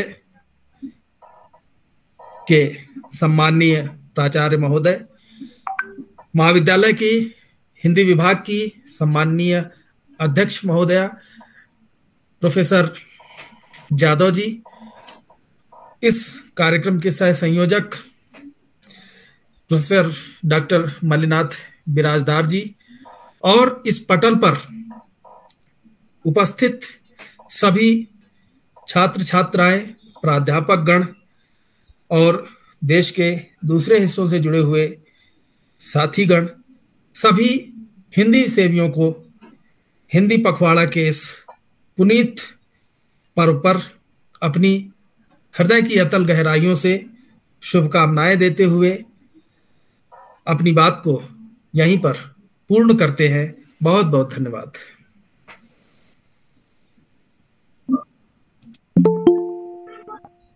बहुत बहुत धन्यवाद सर। आपके विचार तो वैश्विक स्तर पर हैं। हिंदी सिर्फ भारत ही नहीं, विश्व को एकता के सूत्र में जोड़ने का निश्चित ही काम कर सकती है। हिंदी में जो ताकत है वो सिद्ध करके दिखाने लायक है। यह अपने काफी सुंदर ढंग से भारत देश की अस्मिता से लेकर भारत देश के कोने कोने में पहुंचने वाली हिंदी के संदर्भ में काफी सुंदर ढंग से आपने लेह लद्दाख से हमें मार्गदर्शन किया। इसलिए जवाहर कला विज्ञान एवं वाणिज्य महाविद्यालय की ओर से मैं आपका आभार प्रकट करता हूं।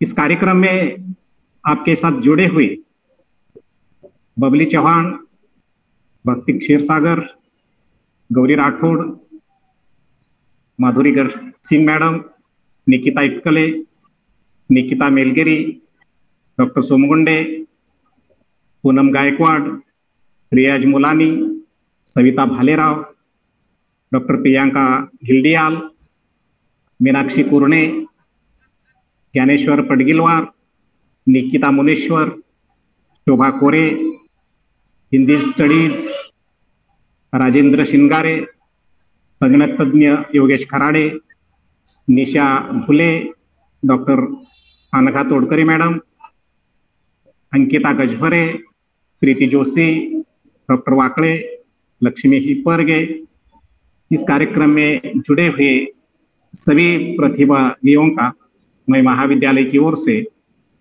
आभार प्रकट करता हूं।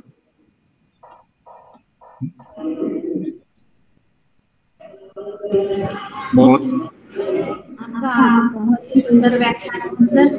महाविद्यालय की ओर से और हिंदी विभाग की ओर से मैं आपका बहुत आभार व्यक्त करती हूँ और आशा है कि आप से ऐसे जुड़े रहेंगे और हमारे छात्रों को मार्गदर्शन करते रहेंगे।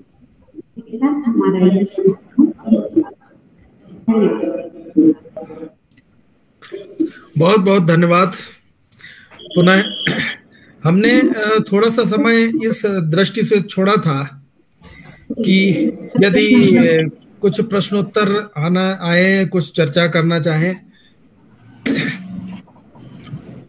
तो अच्छा जी, तो यूट्यूब पर होने वाला है जी कई लोगों की जी जी जी जी, बहुत बहुत धन्यवाद।